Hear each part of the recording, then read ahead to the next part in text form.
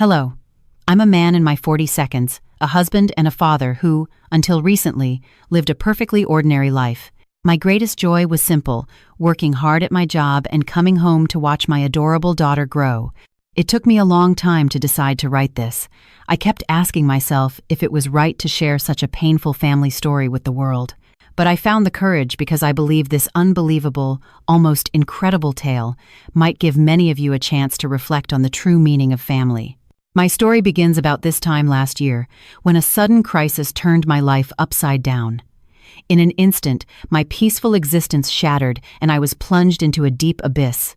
I was in such shock, so consumed by anger and betrayal, that I couldn't sleep. The very foundations of my life, things I had believed in for so long, had crumbled beneath me. I wanted to end it all. But my mother held me back. This woman, who had spent her entire life sacrificing for her family, who had never once raised her voice for her own sake, wept uncontrollably and made a single, desperate plea. "Son, just hold on for 3 months. Please, not now." Those 3 months completely changed my life, and this is that story. I met my wife, Sarah, through a mutual friend, and we've been married for over 15 years. It wasn't love at first sight or some kind of movie-like romance, but the more we saw each other, the more I felt a sense of comfort and ease with her. I was especially grateful for the way she'd burst out laughing at my dumbest jokes. "Honey, I don't know why, but everything you say is hilarious to me. You're the best comedian I know." That's what she used to say when we were dating. Looking back, my jokes were nothing special, but she seemed to find them endlessly amusing. We dated happily for a year before getting married, and to anyone looking in, we were the perfect couple. But we had one struggle. We started trying for a baby in our second year of marriage, but it wasn't easy. We began seeing specialists, and after a series of tests, we were told the infertility issues were on her side. Sarah was devastated and blamed herself. "I'm so sorry," she'd whisper. "It's my fault. I just wanted to give you a beautiful baby." "It doesn't matter. Don't even think about it," I'd tell her. "How can I not? Every time I see your mom, I feel like such a failure." "Why would you think that? This is our life. You don't need to worry about what anyone else thinks. I'm truly happy with just the two of us." And I meant it. Of course, a child would have been wonderful, but I never believed my life would be unhappy without one. Years passed. By then, I had more or less given up on the idea of having children. Doctors and friends suggested in vitro fertilization, but I was hesitant. It seemed like it would be too hard on Sarah. Then, like a miracle, she got pregnant. I still remember the day I found out as if it were yesterday. I came home from work to find her standing in the entryway, her face puffy from crying. She was clutching something in her hand. "What's that?" I asked. Instead of answering, she just held out a small photograph, her eyes welling up again. I took it, puzzled, and then my heart stopped. It was an ultrasound picture. I stood there, speechless, just staring at her. She bit her lip and nodded. "Michael, this..." "Yeah," she whispered. "It's real. I'm pregnant. I can't believe it either. I was feeling strange, so I went to the doctor just in case, and they told me." I was frozen for a long moment. Sarah started crying first, and then I joined her. We stood there in the entryway, my work shoes still on, holding each other and weeping for what felt like an eternity. This was the child we had waited for so desperately. A gift that arrived like a dream, just when we had given up hope. I called my mother, barely able to contain my excitement. She was speechless for a while. "Michael, are you serious? Is Sarah really pregnant?" "Yes, Mom, it's true. She just got back from the doctor." "Oh, my goodness. Oh, that wonderful girl. I'm coming over right now. I have to do something. I can't just sit here." "Mom, it's late. Just come tomorrow." "No, I have to come now. I have to see my Sarah's face." When she arrived, my mother wordlessly pulled Sarah into a long, tight hug. Throughout the pregnancy, our entire family treated her like she was made of glass. We worried if she lifted anything heavy, if she might slip on the stairs, if she was overexerting herself in any way. Sarah would laugh and say she was fine, but we all prayed with one heart for the healthy birth of this child. She was so precious, so long awaited. Then, about a month before her due date, a crisis erupted at work. A problem had come up with a project I was managing, and I had to fly to our London office to handle it in person. Can I really leave now, with the baby due in a month? The thought tormented me. but my boss assured me it would only be a 3-night trip, so I made up my mind. The reality of becoming a father was weighing on me, making me want to work harder, get that promotion, and be the dependable dad my child deserved. Besides, there was still a month to go, and my mom lived nearby. I figured everything would be fine. I broke the news to Sarah, my face full of regret. "Honey, I'm so sorry. I have to go to London for work." "What? So suddenly?" "It'll only be for a few days. The due date is still a month away, so nothing should happen, right?" "Of course not. Don't worry about me and go. Your mom's right here if anything happens, and you'll be back before we know it." She smiled to reassure me, and so I left for London. The night before I was scheduled to fly back, I got an unexpected call from my mother. "Michael, Sarah had the baby." The news was so shocking I shouted into the phone. "What? Mom, what did you just say? She had the baby, but the due date is still a month away." "I know." The contractions started suddenly. It was chaos getting her to the hospital, but thank God it was a smooth delivery. She's recovering now. "Are Sarah and the baby? Are they both okay?" "They're perfect. You have a beautiful baby girl, Michael. So beautiful you won't be able to take your eyes off her." At her words, my heart felt like it was going to burst. I couldn't sleep a wink that night, wishing I could just teleport home. At dawn, I rushed to the airport, caught the first flight back, and drove straight from the airport to the hospital. There, I saw her for the first time. My wife, lying in the hospital bed, and next to her, a tiny sleeping life. I will never forget that overwhelming moment as long as I live. That little girl, born through so much drama, was our daughter, Lily, a name Sarah and I chose together, hoping she would live a life as pure and beautiful as the flower. After Lily was born, I became a different person. I'd head straight home after work, turning down any other plans because I wanted to spend every possible moment with my family. No matter how tired I was the one changing diapers, mixing formula, and handling the middle-of-the-night feedings. The first time she said "Data," the day she took her first steps, every single one of those memories is etched forever in my heart. My coworkers teased me, calling me a girl dad through and through. I didn't deny it. I was hopelessly devoted. I truly believed there was no child more beautiful in the world than my daughter, and I was confident I would do anything for her. 7 years flew by in the blink of an eye. My little Lily was now 7 years old, about to start elementary school. Our life with our sweet, lovely child was a happiness we wouldn't have traded for anything in the world. But then, a thunderbolt struck our family, which I had thought would be happy forever. It was a lazy Saturday afternoon. Lily was proudly showing me a picture she had drawn when she suddenly swayed and collapsed onto the floor. I shot up in alarm and scooped her into my arms. "Lily! Lily!" Her face was pale, her eyes were closed, and she was completely limp. Hearing my panicked voice, Sarah ran into the room, saw Lily, and screamed. "Lily, wake up, sweetie. What's wrong?" We rushed her to the emergency room. After examining her, a doctor approached us. "Are you the child's parents?" My heart pounding, I nodded. "Yes, we are. What's wrong with our Lily? Is she going to be okay?" But the doctor's expression was grim. The moment I saw his face, my heart sank. "She's regained consciousness, but we need to do a full workup. Her anemia is severe, and we found some abnormalities in her blood work." "Abnormalities? What does that mean?" "I can't say for sure right now. We need to run more tests to know exactly what we're dealing with. We need to admit her immediately." Sarah and I just stared at each other, our faces drained of all color.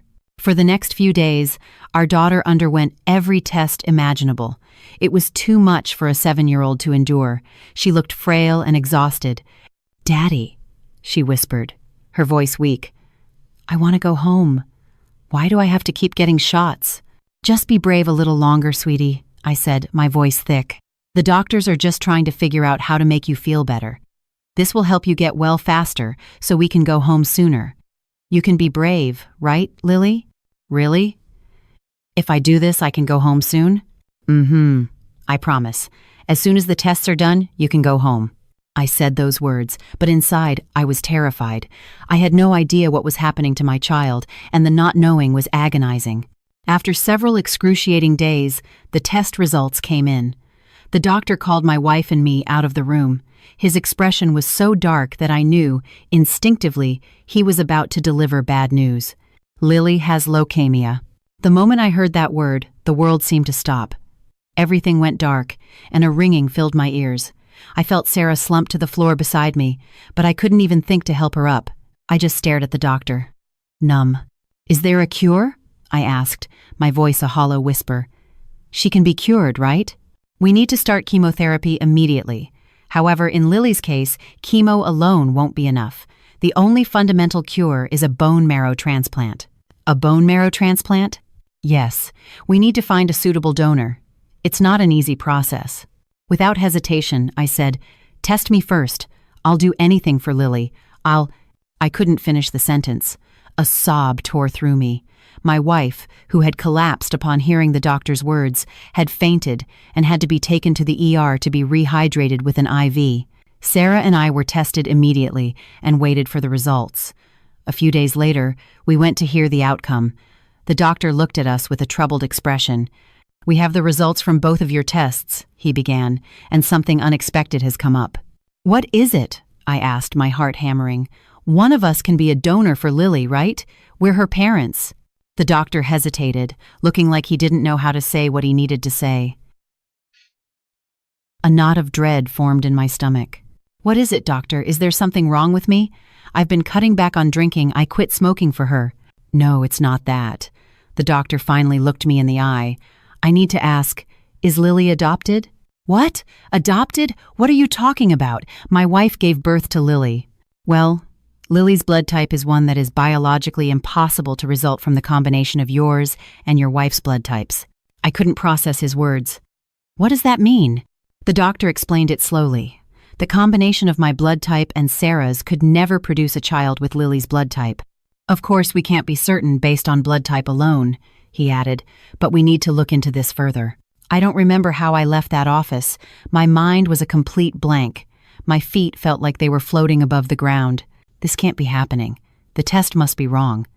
I kept repeating that thought over and over, but a seed of doubt had been planted, and it was growing into a monstrous tree. I raced home and, in secret, took my toothbrush and Lily's and sent them off for a paternity test. I didn't tell Sarah. I didn't tell my mother. It took a full week for the results to come back. That week was hell. I was already a mess dealing with my daughter's illness, and now this unthinkable situation was pushing me to the brink. I couldn't focus at work. Every time I looked at Lily's face in the hospital, my heart felt like it was being squeezed in a vice. Lily might not be my daughter? What kind of nonsense is that? It can't be true. My turmoil must have shown on my face, because even my little girl seemed to sense something was wrong. "Daddy, what's wrong? Are you sick too?" "Huh? Oh no, sweetie. Daddy's just sad because you're sick. So we need to get you better and go home, okay?" Her innocent words twisted my gut. With a sad look, she suddenly reached out her tiny hand and placed it on my forehead. "Are you sick, Daddy? Does your head hurt?" "Lily will make it better. Lily's hand is a magic hand. Get better soon, Daddy." "Lily, where did you learn that?" "Grandma does it for me when my tummy hurts. She says her hand is a magic hand, and then it feels better." Looking at her, tears welled up in my eyes again.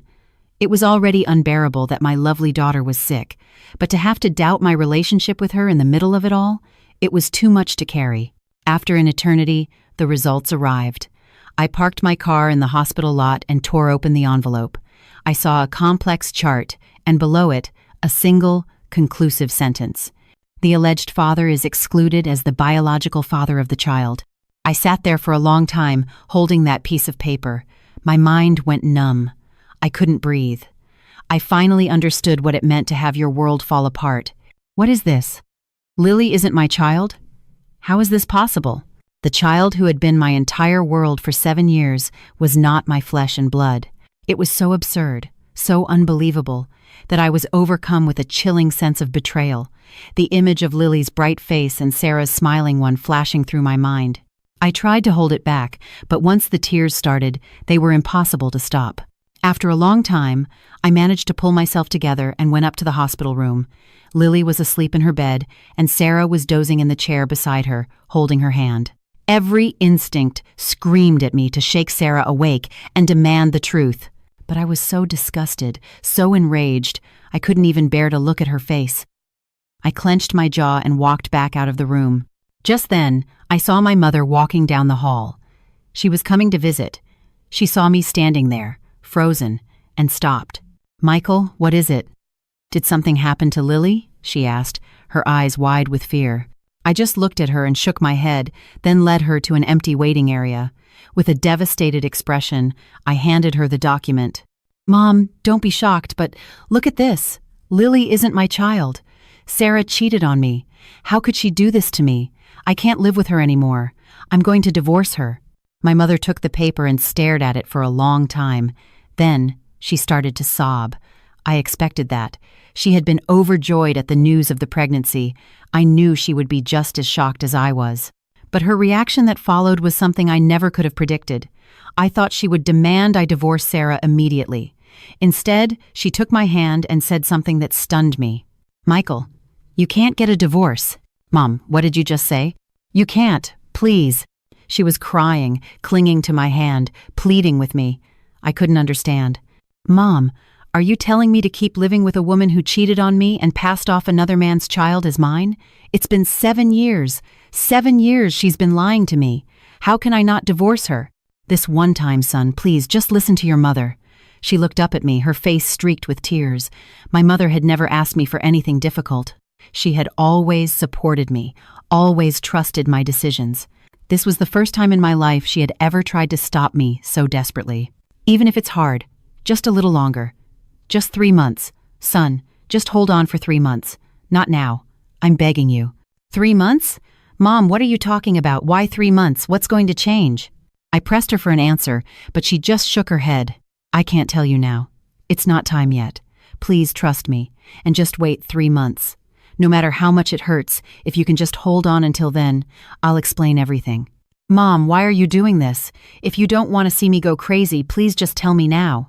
"Michael, I'm begging you. When have I ever asked you for anything like this? For now, don't think about anything else. Just focus on keeping Lily from getting any sicker. That's all. Please." Her eyes were filled with such desperation. Looking at her, I couldn't keep insisting.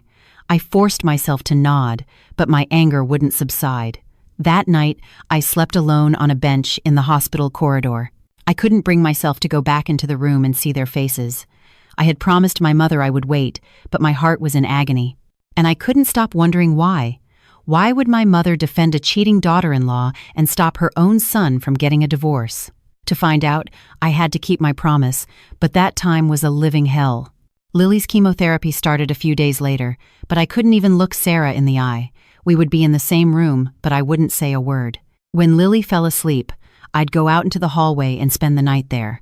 Sarah seemed to think my strange behavior was because I was struggling to see our daughter in pain, so she didn't say much. She was also exhausted from caring for Lily, and probably didn't have the energy to pay much attention to my change in mood. But it was Lily who first noticed the change. One day, as I was staring blankly out the window, she called to me. "Daddy, why don't you hug me anymore? Do you not like me because I'm sick?" "What?" "No, that's not it. Daddy's just a little tired." "You're always tired lately, Daddy. It's because of me, isn't it?" "No, Lily, it's not because of you." She looked down, dejected. The old me would have scooped her up into a big hug and reassured her, but I couldn't. The fact that she wasn't my biological daughter was a constant, screaming thought in my head. That night, I was again sitting on a bench in the hospital corridor, my mind racing with torturous thoughts. Who did Sarah have an affair with? When did it start? Was she laughing at me this whole time, for 7 years, while I was being a fool? Then, Sarah came out into the hallway. Lily must have fallen asleep. In the quiet of the hospital, she sighed and spoke first. "Michael, you look awful. This is so hard, isn't it? I'm sorry I haven't been able to pay you any attention with everything going on with Lily." "Just stop," I said, my voice laced with a bitterness I couldn't control. "I don't want to talk about it with you." She looked at me, shocked and confused. Seeing her face made my anger even harder to contain, and finally, the secret I had been holding back burst out. "Is there anything you need to tell me about Lily?" "Huh? What do you mean?" I tried to keep my voice steady, but it trembled with a mixture of rage and grief. "They say Lily isn't my child. Whose baby did you have and pass off as mine all this time?" Sarah stared at me in disbelief. "Michael, what are you talking about? Who told you something so ridiculous?" "Lily has a blood type that's impossible for us to have created, so I got a test. It said there's no paternal relationship between me and Lily." She stared at me, dumbfounded, before shaking her head. "No, something's wrong. That doesn't even make sense. Do tests lie, or do people lie? For 7 years I thought this child, the result of my wife's affair, was my everything. Can you even begin to imagine how betrayed and furious I feel?" My voice was rising, but I couldn't stop it. But Sarah's voice rose to match mine, filled with anguish. "It's not true. Michael, I swear it isn't. How could you, of all people, suspect me of something like that? So this is why you've been so cold to me and to Lily? Because of this crazy idea? I just thought you were stressed and overwhelmed." She started to cry, insisting she was innocent. But I couldn't believe her tears. The test results clearly stated that Lily was not my child. To me, there was only one possible explanation. I looked at her crying and said coldly, "I don't want to hear it. If you're going to cry, go do it somewhere else." "Michael, why are you being like this?" she whispered, her face a mask of disbelief. "It's not true. Please, just believe me." She kept repeating the same words, but I couldn't listen anymore. I shot up from the bench and walked out of the hospital. The early morning air was cold, but my head was on fire. After that, Sarah kept trying to convince me, but I ignored her completely. The hellish days continued. Even in the hospital room, I couldn't focus on Lily. I would sit by her side, but my mind was a storm. Nurses came and went, doctors did their rounds, and I would just sit there, numb. I felt fury when I looked at Sarah, and my heart would break when I looked at Lily. I didn't know how to act around my own daughter anymore. Through it all, the chemo continued. But tragically, it didn't seem to be very effective. Lily's hair fell out, and she grew more gaunt by the day. Watching her suffer and being unable to do anything was its own special kind of torture. In those moments, it didn't matter if Lily was my biological child or not. I felt like I would do anything, absolutely anything, if it meant she could get better. I would corner her doctor every day, begging him to save her. But he would just repeat the same thing. The only real hope was finding a suitable bone marrow donor. Around this time, my mother's behavior grew stranger. After telling me to wait 3 months, she started going out all the time. She was usually a homebody, but now, every time I called, she was out. "Mom, where are you?" "Oh, I just had to step out for a bit." "For what?" "Ah, just meeting some friends," she'd say, trailing off. It felt odd, but I was too wrapped up in my own problems to press her. But it kept happening. My mother was going out more than ever before. She'd come to the hospital to see Lily and then leave in a hurry. When I'd ask where she was going, she'd give vague excuses, meeting a friend, going to church. I had a feeling she was lying. One day, I overheard her on the phone as she was rushing out of the hospital. "Yes, the address is, please, I'm begging you, do it as fast as you can. I have to find her. Yes, I'll pay whatever it costs. The money doesn't matter. Just please, hurry." Hearing that call deepened my suspicion. Who is she so desperate to find? She ended the call, her voice trembling and on the verge of tears. It was all very strange. Meanwhile, Sarah took every opportunity to plead her innocence. "Michael, it wasn't me. I swear on my parents' graves. After I met you, I never even looked at another man." "Then explain it," I'd challenge her. "How do you explain the test results?" "I don't know. I honestly don't know. But it's not what you think." I couldn't believe her blanket denials. But sometimes, when I looked into her eyes, filled with such genuine hurt, my resolve would waver. So, wondering if maybe, just maybe, the test had been wrong, I had it done one more time. The results were identical. It was a pointless exercise that only deepened my sense of betrayal. As I wrestled with my own torment, Lily's condition worsened. She suffered from the side effects of chemo, vomiting frequently, and barely able to eat. Her face was ashen, her lips pale. "Daddy," she'd whimper, "why am I so weak? It hurts so much." Hearing her words felt like a knife in my chest. "It's okay, sweetie. The medicine is just fighting the bad germs in your body. If you wait just a little longer, it will all be over." "Really? You're not lying, Daddy?" Of course not. Daddy never lies. Our Lily is going to get better very soon. I said it, but inside, I was filled with dread. If we couldn't find a donor, I couldn't bear to think about what would happen. The agonizing time passed, and the promised 3 months were nearly up. My mother called me. Michael, I need you and Sarah to come to the house this weekend. I have something important to tell you. What is it? Can't you just come to the hospital? No. This needs to be said where it's just us family. I promised you, didn't I, that if you held on for 3 months, I'd tell you everything. Don't worry about Lily. I've already asked your aunt to stay with her for the day. I could hear a strange, solemn determination in her voice. My heart began to pound. Am I finally going to learn the secret she's been hiding? Okay, I said. I'll let Sarah know. As I hung up, a wave of anxiety washed over me. What was she going to say? Was this the end of this hellish time, or the beginning of an even greater one? I had no idea then that the story my mother was about to tell would be a truth far more shocking than anything I could have ever imagined.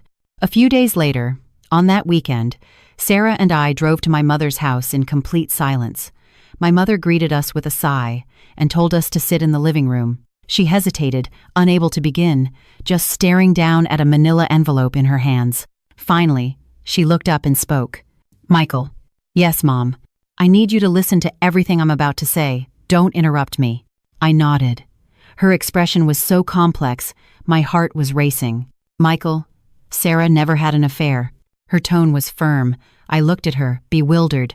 What, Mom? What are you basing that on? The test results clearly.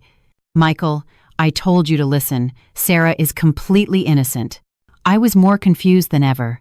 If Sarah gave birth to Lily, and Lily wasn't my child, wasn't the conclusion obvious? Yet my mother was stating with absolute certainty that the obvious was not the truth. Seeing the suspicion in my eyes, she began to cry, and then she uttered the most staggering words I had ever heard. The reason you and Lily have no biological connection is not because of an affair. It's because the baby Sarah gave birth to is not Lily. I couldn't comprehend her words. Mom, what does that mean? Sarah gave birth to her. You were there. My voice trembled. I wasn't the only one in shock. Sarah's face was a blank mask. Mom, what did you just say? She asked, her voice faint. I gave birth to Lily. I remember how hard it was. After she was born, you stroked my hair and told me I did a good job. My mother just looked at her, her eyes filled with a deep, indescribable sorrow. Sarah, I'm so sorry. I'm so sorry. I lied to you. There's something I've hidden for 7 years. Sarah's face went white as my mother placed the envelope on the table and began her story. We have to go back 7 years to when you were a month away from your due date and Michael went to London on that business trip. I nodded. Yes. It was supposed to be a few days, but Lily was born while I was gone. That's right. While you were away, Sarah called me saying her stomach hurt. It was much too early. I rushed over, got her in a taxi, and took her to the small community hospital nearby. So far, it was the story I knew. But what came next was something I had never heard before. The truth is, Sarah, you had a very difficult labor. It was long and arduous. The doctors said if they waited any longer, both you and the baby would be in danger, so they performed an emergency C-section. My mother paused, overcome with emotion, unable to continue. Mom, what is it? I urged, my anxiety skyrocketing. Please, keep going. She took a moment to compose herself. During the delivery, the baby's heart suddenly stopped. The doctors did everything they could to save her, but it was no use. By the time they delivered her, it was too late. Sarah, you delivered a stillborn baby. The world fell away. Beside me, Sarah let out a strangled cry. No, that's a lie. I gave birth to a healthy baby. Lily is my daughter. She shot to her feet, her body shaking violently. Mom, why are you saying this? When I woke up from the anesthesia, you brought Lily to me. My mother didn't answer. She just bowed her head, weeping. After a long moment, she revealed the rest of the devastating truth. Sarah, I am so sorry. It's true that I brought you a baby when you woke up in the recovery room, but that baby was not the one you delivered. After your surgery, while you were recovering, I was waiting outside when they told me your baby hadn't made it. My world went dark. I just collapsed right there and cried for a long time. Sarah was shaking like a leaf, and I was so pale I couldn't speak. I knew how desperately you two had waited for that child, my mother continued, her voice choked with tears.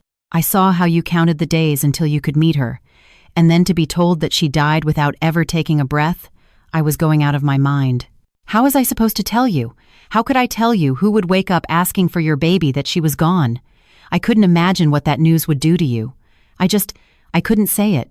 And then I began to understand. But one question remained. But Mom, then who is Lily? Where did she come from? My mother took a deep breath. That day I was crying in the hallway outside the nursery.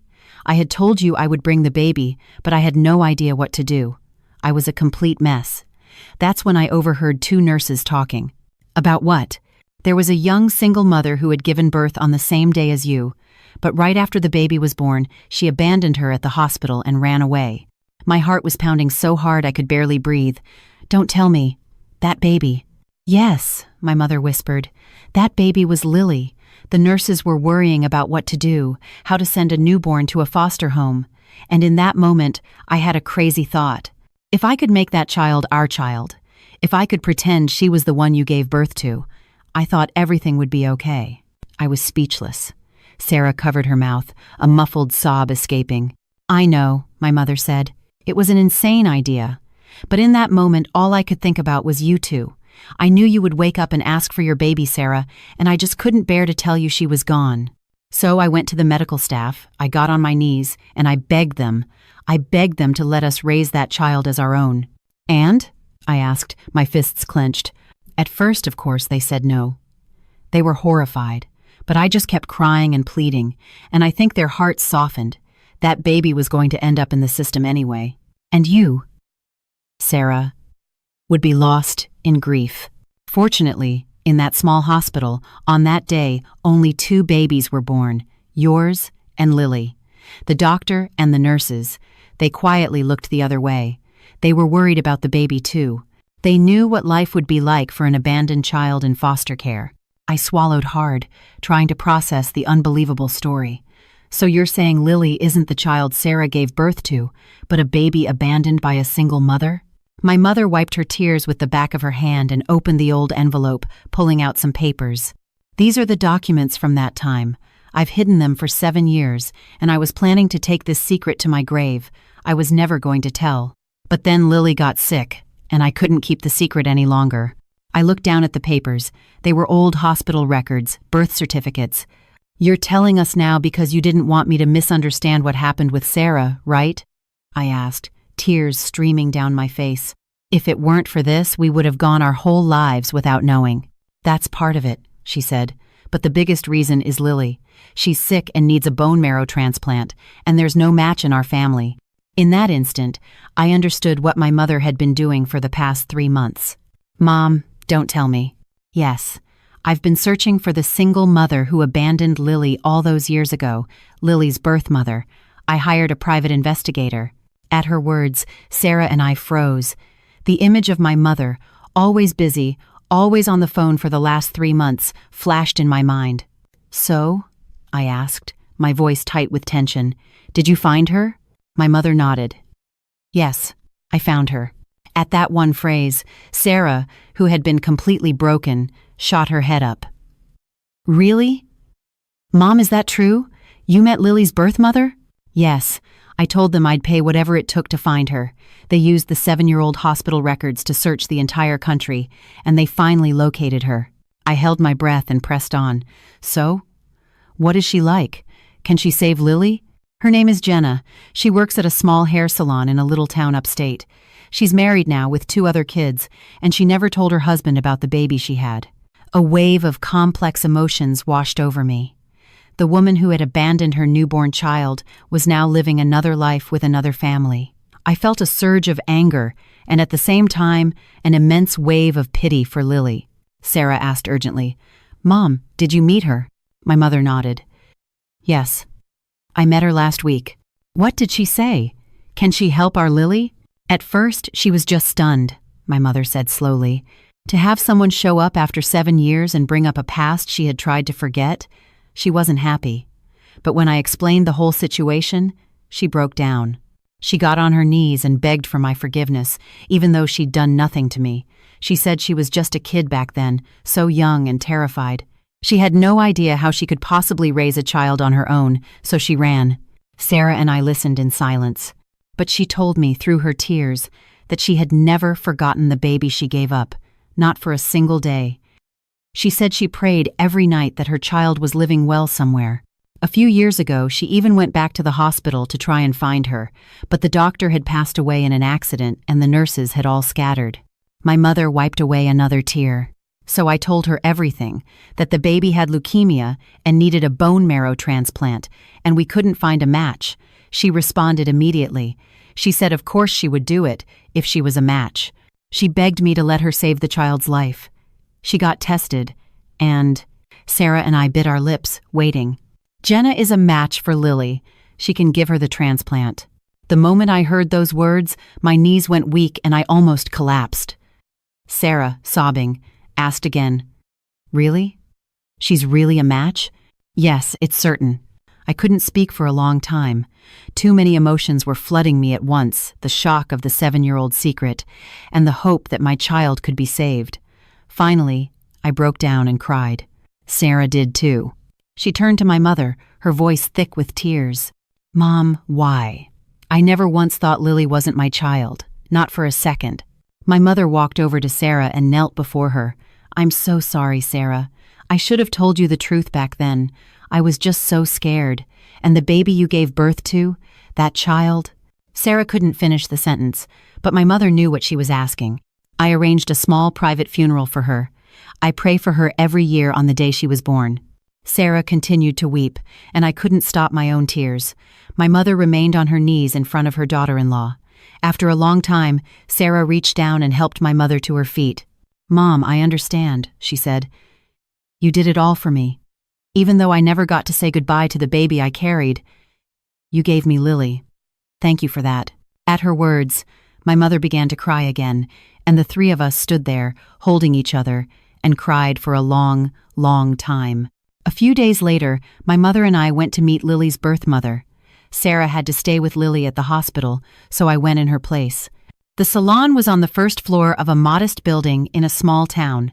When we opened the door, a woman in a simply decorated shop turned to greet us. "Welcome, how can I..." "Oh, ma'am." And there she was, the biological mother of the child I loved more than life itself. She recognized my mother, and then her eyes fell on me. My mother took my hand. "This is my son. He's the one who's been raising Lily." A complex array of emotions flickered across the woman's face. I'm sure my own face reflected the same turmoil. Just a few weeks ago, I never could have imagined my daughter had another mother. But I gathered my courage and spoke first. "Hello, I'm Lily's father." "Hello," she whispered. Did you name her?" "Yes, Lily. My wife and I chose it together." "Thank you," she said, her voice breaking. "It's a beautiful name." Then she began to cry. My mother and I waited quietly until she composed herself. "I know you can never forgive what I did 7 years ago," she said, wiping her eyes. "The man I was with left me, and I didn't realize I was pregnant until it was too late. I didn't know what to do, but I found the courage to have the baby alone.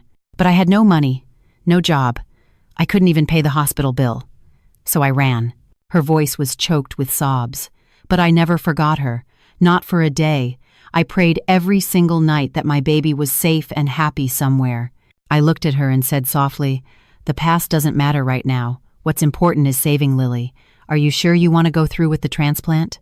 Her eyes shone with a firm resolve. "Yes, of course. I'm ready whenever. Tomorrow, if you need me. Just tell me what's best for Lily's condition, and we can set the date." Hearing her answer, I bowed my head instinctively. "Thank you. Because of you, Lily has a chance to live. Thank you so much." But as I finished, she bowed her head to me. "No," she said. "Thank you. For raising the child I couldn't, with so much love. For giving her the beautiful name, Lily, and for raising her to be a beautiful child. From the bottom of my heart, thank you." And so, Lily's birth mother and I stood there, facing each other, crying. My mother stood beside us, silently wiping her own tears. That day, as I left the salon, I looked up at the sky and thought of my daughter, Lily. We found her. We found the person who can save you, the woman who gave you life.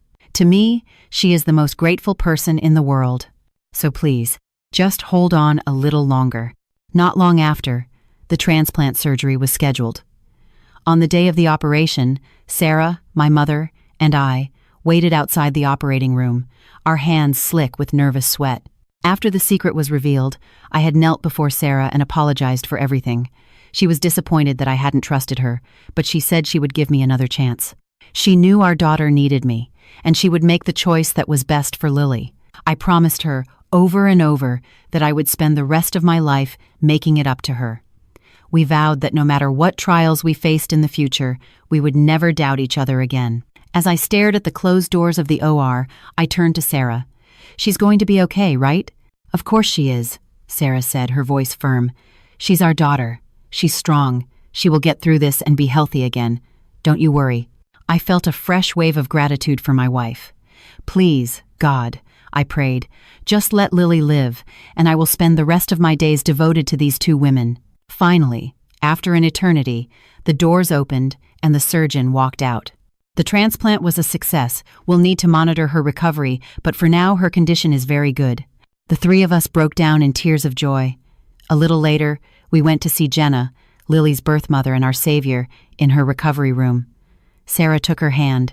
"Jenna," she said, her voice thick with emotion. "They said the surgery went well. Lily's going to be okay. Thank you. Thank you so much." Tears streamed down Jenna's face. "I'm so glad. I'm so glad." Sarah bowed her head again. "Thank you for not giving up on her 7 years ago, for bringing her into this world, and for saving her now. To us, Lily is the most precious thing in the world. Please, let go of your burden now, Jenna, and be happy." Jenna replied through her own tears, "Thank you for raising the child I couldn't with so much love. I just have one favor to ask. Anything. Just say it. Please, don't ever let Lily know she was abandoned. I know she should know that her birth mother saved her life, but..." She shook her head. "No, please, just let her live happily, believing that you are her real parents. That's my last wish." Sarah and I nodded without hesitation. A few days later, after watching from a distance as Lily began to recover, Jenna quietly left. I saw Sarah run to her, press a photograph of Lily into her hand, and bow deeply one last time. In the months that followed, Lily steadily regained her health. She still has regular checkups, but the doctors say she's recovering quickly, and she's living a happy, joyful life. And sometime after, Sarah and I went to the church my mother had told us about. There, we lit a candle and said a tearful prayer for the child who never got to see the light of this world. We prayed and prayed again, that in the next life we might have the chance to meet as parent and child. We took a very difficult road to find the happiness we have today. And through this experience, I learned something profound.